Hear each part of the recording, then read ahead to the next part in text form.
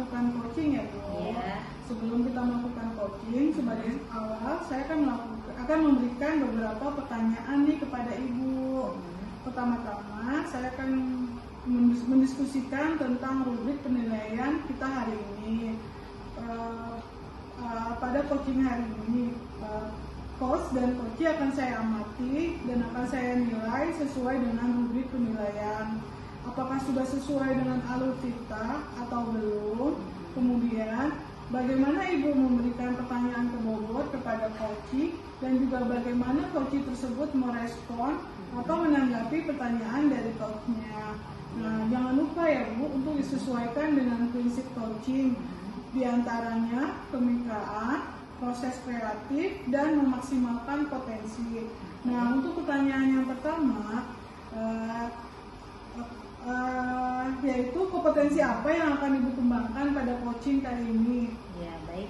Potensi yang saya ingin kembangkan yang pertama kali adalah mendengarkan dengan aktif, kemudian kehadiran penuh, dan memberikan pertanyaan yang berbobot. Oke, pertanyaan kedua, kompetensi mana yang ingin Ibu kembangkan secara spesifik pada coaching kali ini? Ya, kompetensi yang saya ingin kembangkan secara spesifik adalah mendengarkan dengan aktif dan memberikan pertanyaan yang berbobot. Oke, kemudian yang terakhir ya Bu, indikator yang bagaimana yang Ibu inginkan dalam proses coaching kali ini? Ya, saya ingin coach saya ini menemukan permasalahannya dan dia dapat menemukan jawabannya sendiri atau menemukan langkah-langkah dalam mengatasi permasalahan yang dihadapinya. Demikian dulu ya Bu, observasinya. Kali ini silakan Ibu melakukan coaching kepada coachee. Terima kasih atas kesempatannya. Baik Bu Dewi, sama-sama. Ya. Assalamualaikum Ibu Atika, selamat siang. Waalaikumsalam Bu Rofiko. Ada apa Bu? Maaf Bu, saya mau mengganggu waktunya nih Bu. Iya. Saya ingin curhat tentang masalah yang sedang saya hadapi di kelas saya Bu. Apakah Ibu bisa membantu saya Bu? Wah, dengan senang hati Bu Iko. Jika ada yang bisa saya bantu, pasti saya bantu. Kenapa Bu? Terima kasih ya Bu. Sebelumnya saya ingin mendapatkan solusi dari masalah yang sedang saya hadapi di kelas Bu. Ya, masalahnya apa Bu? Bisa saya bantu? Jadi di kelas saya Bu, jumlah siswanya kan ada 15 anak nih Bu di kelas 1C. Tapi di antara 6 anak itu ada yang mempunyai sifat atau karakteristik yang menuju ke anak berkebutuhan khusus Bu atau anak ABK Bu. Jadi permasalahannya apa Bu? Jadi gini Bu, di kelas saya banyak menggunakan metode diskusi ya Bu untuk tanya jawab berpasangan maupun berkelompok. Nah, ketika membagi kelompok, saya mendapatkan murid ABK tersebut menyebar pada beberapa kelompok, tetapi teman-temannya itu tidak mau menerima dan menunjukkan sikap yang tidak empati dengan anak ABK tersebut Bu. Jadi saya sebarkan misalnya saya ada kelompok 5 nih Bu, jadi saya taruh anak 1 di kelompok anak ABK di kelompok 1, 2 dan sampai kelompok 5. Tetapi teman-teman yang di sekelilingnya itu tidak menunjukkan rasa empatinya Bu. Oh gitu. Iya. Baik, kalau saya boleh tahu bagaimana bentuk rasa tidak empati mereka terhadap anak yang ABK? Iya Bu, misalnya seperti ini Bu, contohnya anak yang itu memalingkan muka ketika didekati dengan anak ABK Bu, seperti itu. Baik, apakah Bu Iko sudah tahu penyebab anak tersebut sampai memalingkan mukanya gitu, sampai tidak merasa empati terhadap temannya ABK? Sepertinya seperti ini Bu, anak ABK itu kan diajak untuk komunikasi, untuk bersosialisasi itu kan sulit dengan teman-temannya. Jadi mungkin teman-temannya itu tidak mau mendekati anak ABK tersebut Bu, seperti itu. Kira-kira ada hal lain lagi nggak Bu selain itu? Kayaknya sih faktor utamanya itu deh Bu, karena dia namanya anak ABK kan kurang sosialisasi dan kurang berkomunikasi ya Bu. Mungkin komunikasinya itu terbatas. Sedangkan anak yang normal mungkin ingin mengajak berbicara atau bermain, sedangkan anak ABK itu bermain ada dunianya sendiri Bu, seperti itu. Ya, jadi dari pembicaraan yang tadi sudah Bu Rofiko sampaikan, bahwa penyebab utamanya adalah karena kesulitan komunikasi ya terhadap anak ABK dan bersosialisasi dengan teman-temannya. Iya Bu, benar.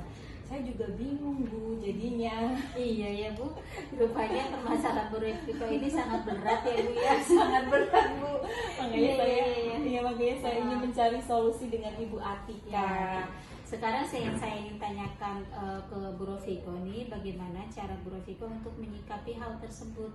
Nah, saya sudah mencoba Bu mengingatkan kepada anak-anak semua, baik kepada siapapun dengan kondisi apapun yang dimiliki temannya itu, kita harus selalu menyayangi, menghormati, menghargai, karena di kelas 1C itu semuanya bersaudara Bu, tidak ada yang dibeda-bedakan, harus saling menghargai. Itu sih Bu, saya selalu menekankan kepada anak-anak seperti itu.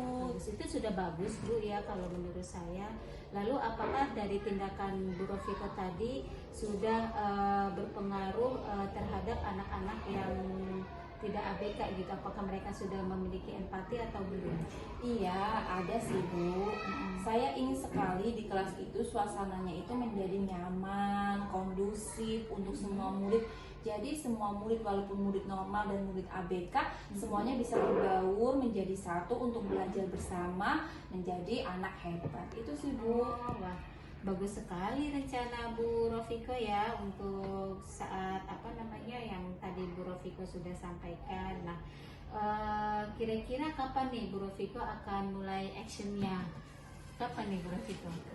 Sepertinya besok ya Bu.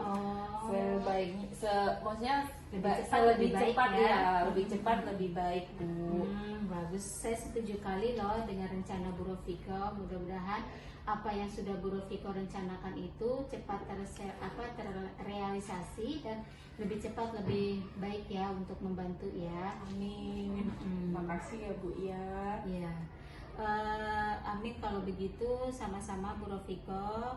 Kalau begitu semoga Bu Rofiko bisa menjalankan yang tadi sudah Bu Rofiko rencanakan, seperti pembuatan peraturan kelas atau tadi untuk menyadarkan mereka supaya berteman dengan siapapun gitu ya, tanpa ada lihat dari status dia ABK atau tidak, seperti itu.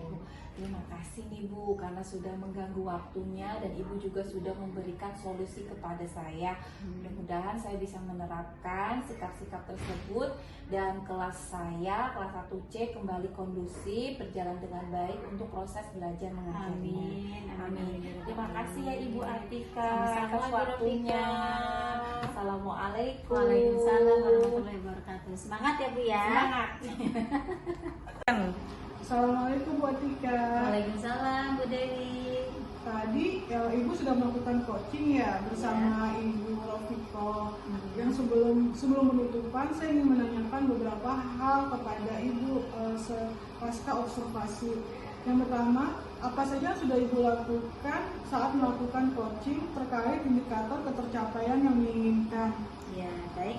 Di coaching tadi saya sudah melakukan coaching dengan alutsista, menanyakan tujuan, identifikasi, rencana aksi dan tanggung jawab, serta dengan alut tersebut itu bisa menggali coach untuk menceritakan permasalahan dan menemukan solusi-solusinya. Oke Bu Atika, menurut saya sebagai observer, proses coaching Bu Atika terhadap Ibu Rofiko sudah berjalan dengan baik dan juga terlihat proses alurnya dan yang sesuai dengan alur kita. Oke. Bu Atika juga sudah berusaha menggali dan memberikan pertanyaan kepada Bu Rofiko sehingga Bu Atika bisa menemukan solusi dari permasalahannya, dan coaching tadi juga sudah dilakukan sesuai dengan prinsip coach. Nah, pertanyaan terakhir ya Bu, sebelum kita tutup, yaitu kompetensi apa lagi yang ingin Ibu kembangkan berdasarkan hasil melakukan coaching yang barusan Ibu lakukan? Ya, baik. Kompetensi yang saya ingin lakukan yaitu dengan cara lebih mengoptimalisasi lagi pemahaman mengenai proses coaching sehingga saya dapat melakukan coaching dengan baik-baik. Ya, saya tutup ya Bu. Assalamualaikum warahmatullahi wabarakatuh. Waalaikumsalam warahmatullahi wabarakatuh. Terima kasih Bu Dewi. Sama-sama Bu. Terima kasih Bu banyak. Atika.